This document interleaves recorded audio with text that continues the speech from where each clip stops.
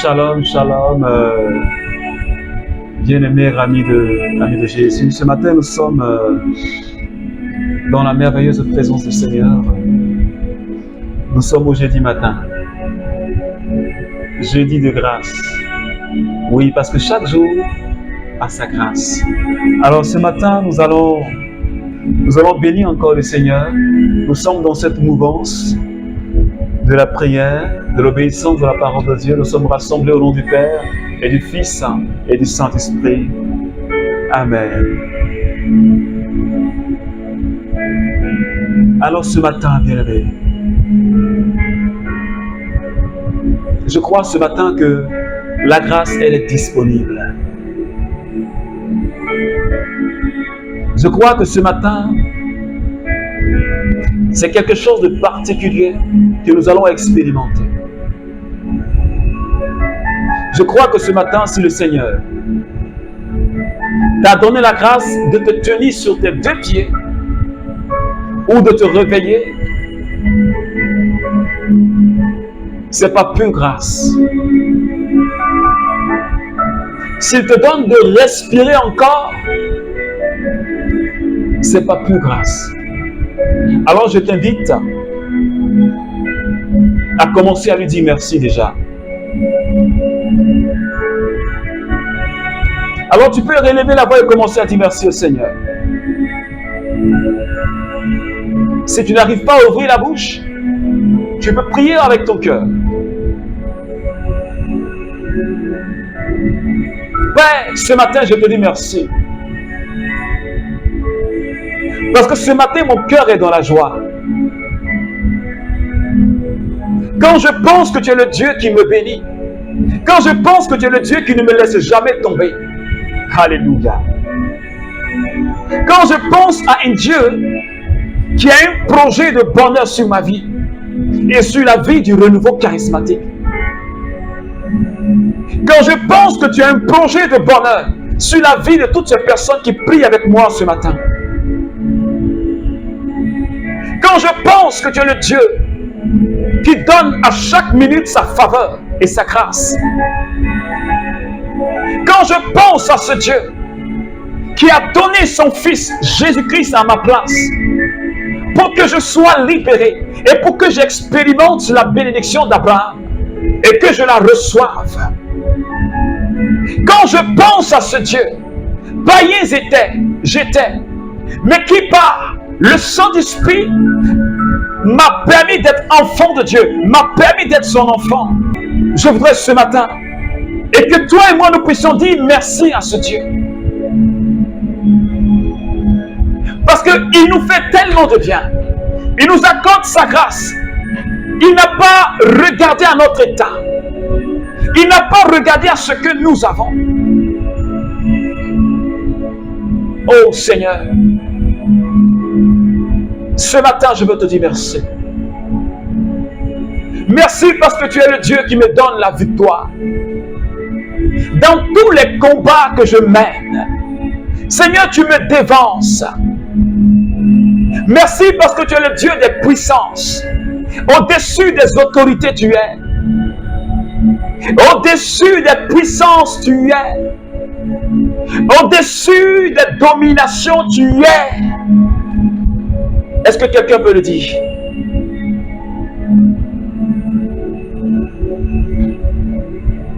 Randarabako braus kiriosat.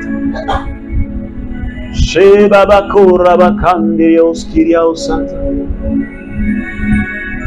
Macabreos kiribaosat. Rebababakandirios kiriosat. Rendarabako rabashandarabako braus kiriosat.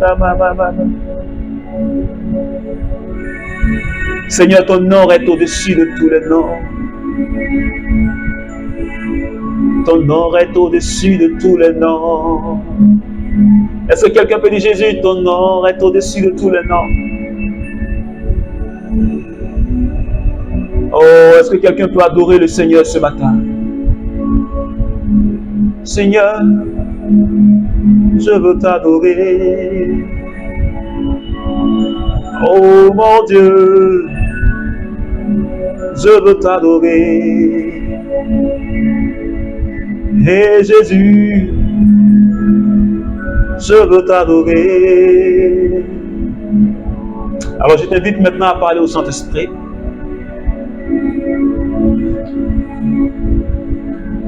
Je veux que tu parles au Saint-Esprit, s'il te plaît. Parle-lui de tout ton cœur. Ah, parle au Saint-Esprit, s'il te plaît. Oh, dans cette merveilleuse présence, cette onction qui est en train de couler déjà. Ah, Raikun Tarabakerios. Shababababreos Kintarabakerios Sata. Raikunto Shebraosari Karabayonto. Rai Kai Kai Kai Kunto Shebababareonto Kataya. Rai Beribere Shentiribao Soto Kotoyo Makarianta. Raiko Raiki Shekerio Soto Mabreos Kirionto Kataya Mabre.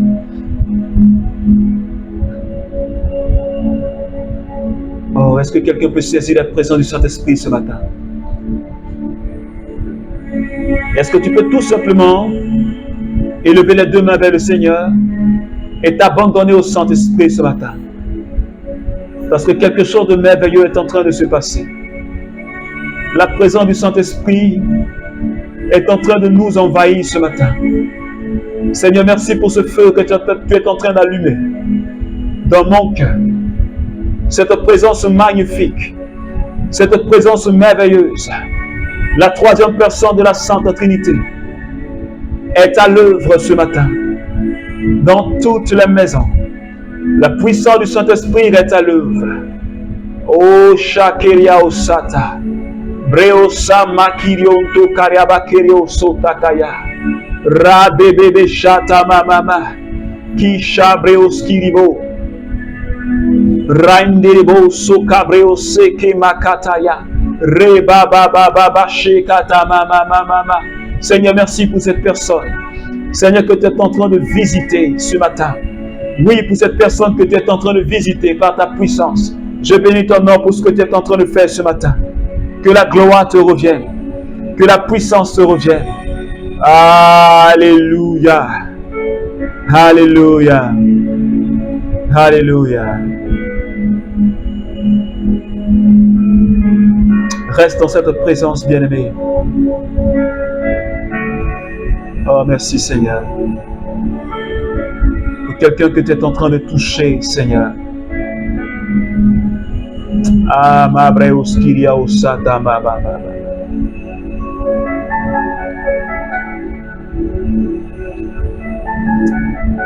Le Seigneur aime-t-il les holocaustes et les sacrifices autant que l'obéissance à la parole de Dieu? Non. L'obéissance est préférable au sacrifice. La docilité à la graisse des béliers. Mais la révolte vaut le péché de divination. Et l'opiniâtrerie, la sorcellerie. Puisque tu as rejeté la parole de Dieu, il t'a rejeté et tu ne seras plus roi. 1 Samuel chapitre 15 à partir des versets 22. Alors bien aimé, je sais déjà que tu connais cette parole. Et il s'agit du roi Saül et du prophète Samuel. Le roi Saül devait aller en bataille, en guerre contre les Amalécites. Et avant de s'engager dans ce combat, le Seigneur lui a dit ceci. La ville des Amalécites doit être vouée à l'anathème. Cela veut dire qu'elle devra être totalement détruite. Elle devra être totalement détruite. C'est l'instruction que Dieu a donnée à Saül. Et quand Saül est allé au combat,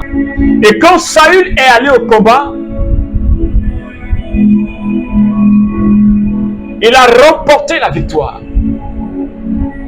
Mais il n'a pas obéi aux instructions du Seigneur. Le Seigneur lui a dit, cette ville-là doit être totalement détruite. Totalement détruite. Les hommes comme les animaux, tout. Saül a la victoire sur le roi Amalek. Et le peuple prend, met de côté, j'allais dire, les bœufs et les béliers. Il prend les meilleures parties du butin et il les offre en sacrifice à Dieu. Alors, le prophète Samuel, poussé par le Saint-Esprit, il part chez Saül et il lui dit, mais tu es un insensé, parce que l'acte que tu as posé, c'est une désobéissance à la parole de Dieu. Et Saül lui dit, mais qu'est-ce que j'ai fait? Le Seigneur m'a dit de détruire, j'ai détruit. Et j'ai offert un sacrifice au Seigneur. Et Saül lui dit, mais l'obéissance vaut mieux que le sacrifice. Je ne sais pas si quelqu'un me comprend ce matin. Dieu n'a pas dit à Saül de prendre les bœufs du butin et les béliers du butin pour faire au sacrifice. Il dit de détruire tout ce qui vit. Mais lui, il prend une partie pour offrir un sacrifice à Dieu. Dieu, il aime bien les sacrifices. Il aime les offrandes. Mais en ce moment-là, ce n'est pas l'instruction qu'il a dit, qu'il a donnée à Saül. Parce que Saül voulait faire plaisir au Seigneur. Peut-être que tu es dans le cas, tu veux faire plaisir au Seigneur. Et pourtant, ce n'est pas ce qu'il t'a donné comme instruction. Il est allé en opposition à la parole de Dieu. Et pourtant, le Seigneur lui a dit, faites tout ce qu'il vous dira. Mais lui, il s'est rebellé. Il a voulu faire comme lui pense. Il a voulu faire comme lui veut. Parce qu'il est roi. Et ce matin, le Seigneur est en train de parler à un membre du renouveau charismatique. Le Seigneur parle à quelqu'un qui prie avec moi ce matin. Ce que le Seigneur te dit de faire, il faut le faire. Mais n'en pas plus. Et Saül a payé les frais. Parce que Samuel lui a dit, le péché de la révolte là, c'est comme la divination. Quand tu te révoltes contre le Seigneur, quand tu t'entêtes et que tu refuses d'obéir à la parole et que tu te rebelles, parce que quelqu'un qui désobéit à la parole, il se rebelle contre Dieu. La Bible dit que ce péché-là, c'est comme la divination. Quelqu'un qui va consulter les divins, qui va consulter, je dis, les morts, les esprits de mort. Quelqu'un qui pratique la divination. Il dit, c'est semblable à quelqu'un qui pratique la sorcellerie. Il y a beaucoup de sorciers parmi nous. Et beaucoup de personnes qui sont des idolâtres. Parce que rebelles à la parole de Dieu. Et ce matin, le Seigneur est en train de nous interpeller. Moi-même y compris. Et tous les membres du renouveau charismatique. Et tous mes frères et sœurs qui prient avec moi les matins. Est-ce qu'on n'est pas en train de se rebeller au Seigneur? Est-ce que tu ne te rebelles pas? Parce que Saül, à cause de l'acte qu'il a posé, il a été disqualifié. C'est pourquoi Paul a dit ceci. 1 Corinthiens chapitre 9, à partir des versets 24. Paul dit, je traite durement mon corps, pour ne pas qu'après avoir prêché, pour ne pas qu'après avoir prophétisé, pour ne pas qu'après avoir imposé la main aux malades, pour ne pas qu'après avoir prié, après avoir parlé en langue, je traite durement mon corps pour ne pas qu'après avoir servi Dieu, je sois disqualifié. Parce que dans cette affaire-là, on peut être éliminé et disqualifié. Tu peux compromettre ton salut. Tout simplement parce que tu as désobéi, parce que tu as été rebelle à la parole de Dieu. Saül, lui, pensait que c'était quelque chose de simple. Il a commencé à demander pardon à Samuel pour lui dire, mais prions le Seigneur, pleurons sa miséricorde pour qu'il me pardonne. Mais Saül dit, Dieu t'a rejeté parce que tu as rejeté la parole de Dieu. Je ne sais pas si quelqu'un me comprend. Parce que c'est grave. Parfois on pense que c'est des choses qui sont simples. Et on se dit, Dieu comprend. On dit, Dieu comprend ma situation. Il sait que je n'ai pas les moyens de me marier. Donc, je vis dans le concubinat. Dieu me comprend. Dieu ne comprend pas le langage du péché. Dieu ne comprend pas. Le seul langage que le Père comprend, c'est le langage de l'amour. C'est le langage de la vérité. C'est le langage de la justice. Mais le langage du péché, là, Dieu ne comprend pas. Et ce matin, le Seigneur est en train de parler à quelqu'un. La situation dans laquelle tu es qui ne glorifie pas Dieu, tu sais bien.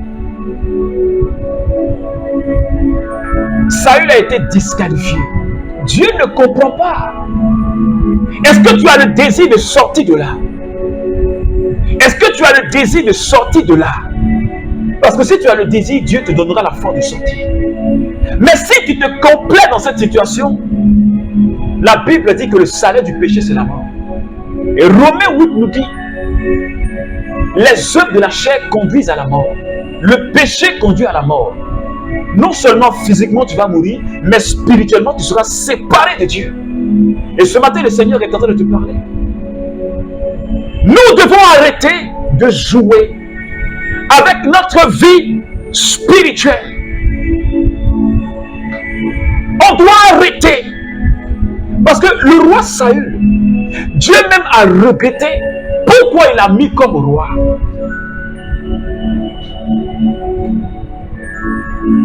Dieu même a regretté cela. Il a joué avec la parole de Dieu. Et ce matin, le Seigneur est en train de parler à un responsable du renouveau charismatique. Arrêtons de jouer avec la parole de Dieu. Arrêtons. Parce que le plus souvent, ce que Dieu nous dit, on veut tellement contenter les hommes. Tu veux contenter tes brebis. Tu veux contenter les gens qui sont dans ton entourage. Tu veux contenter ton responsable. Et pourtant, ce que Dieu te dit, tu ne mets pas en pratique. Mais tu veux faire plaisir à ton responsable. Alors, tu te détournes. Tu te détournes de la parole de Dieu. Mais tu seras frappé de malédiction. Dans la vie spirituelle, on ne cherche même pas à contenter quelqu'un. Je ne cherche même pas à te faire plaisir. La seule personne à qui je veux faire plaisir, que je veux adorer, c'est mon Jésus. C'est mon Jésus.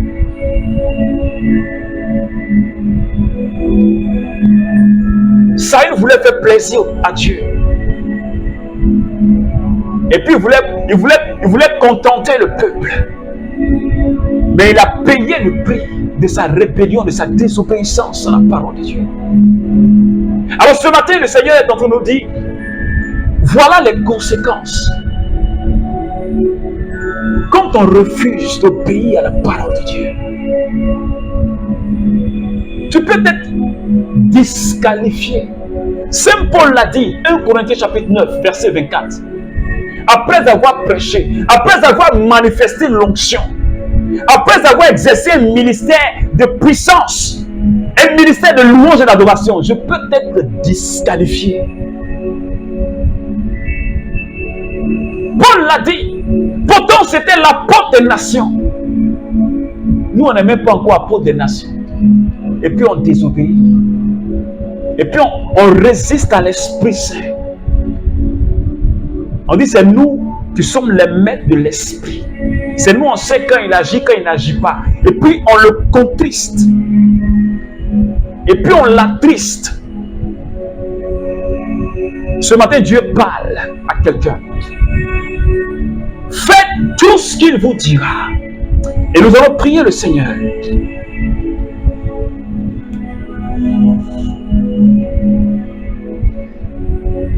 Parce que moi, je ne veux pas être disqualifié.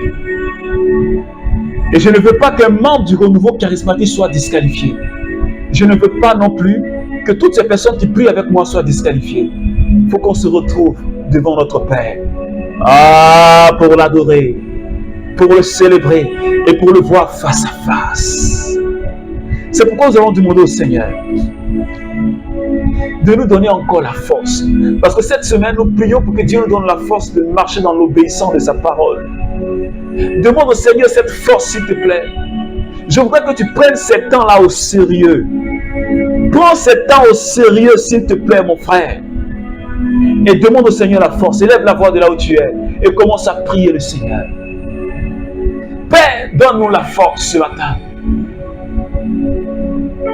Parce que je me sens si faible. Je veux mettre en pratique ta parole. Je veux être docile au Saint-Esprit pour ne pas être disqualifié. Parce que tu as dit que l'obéissance vaut mieux que le sacrifice. Je veux t'obéir, Seigneur. Et je prie pour tous les membres du renouveau charismatique. Je prie pour les responsables des groupes de prière du renouveau. Je prie pour le berger diocésain, le berger national. Je prie pour les aumôniers. Je prie pour les membres des ministères, pour que nous puissions rentrer en l'obéissance de ta parole. Pour que nous ne puissions pas chercher à contenter les hommes, mais que nous puissions obéir à ce que tu nous dis, Seigneur. Donne-nous cette force. Donne-nous cette force, Seigneur. Merci ce matin pour ta grâce et pour ta fidélité. Alléluia.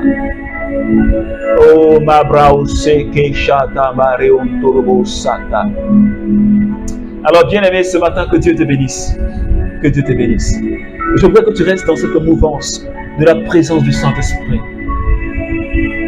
Et tu peux continuer à méditer ce texte tout au long de la journée. Alors que Dieu te bénisse. Au nom du Père et du Fils et du Saint-Esprit. Amen.